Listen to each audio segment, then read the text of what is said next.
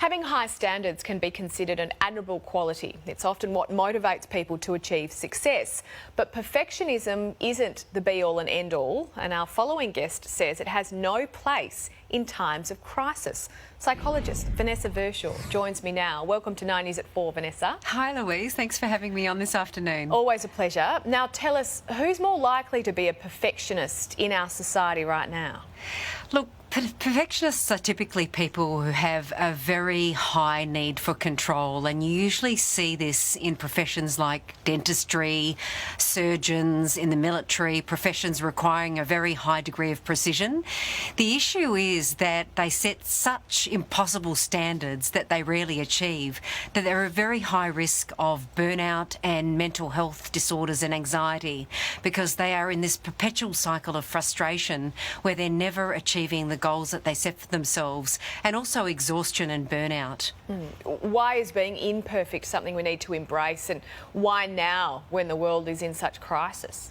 Look, it's crazy. I feel like almost overnight the world has changed so dramatically, and suddenly we find ourselves in a situation where life is marked by extreme uncertainty and turbulence. So in that environment, being a perfectionist is actually a liability. We actually need to be able to be adaptive.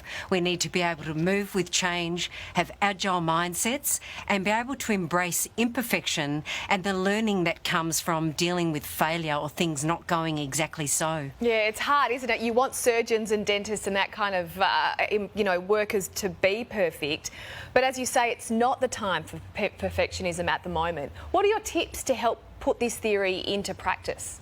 Look, the first thing is what I call be delusional, Louise. It's about embrace the reality of the situation, but know that you're awesome enough to handle it. You've got this. I mean, if we look at people and how they reacted when they were sent home from work, everybody got their knickers in a knot, and then after about a month, they didn't want to go back to the office. We're far more adaptable than we think. So that's the first thing. The second thing really is be kind to yourself.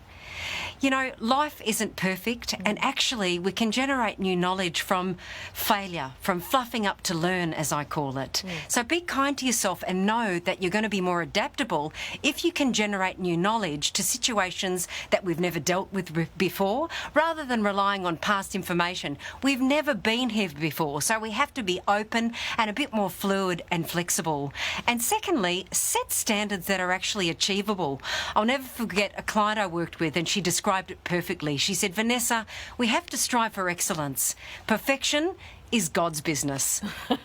I like that. Very true. Great advice as always, Vanessa. Thanks for joining us this afternoon. Thanks, Louise.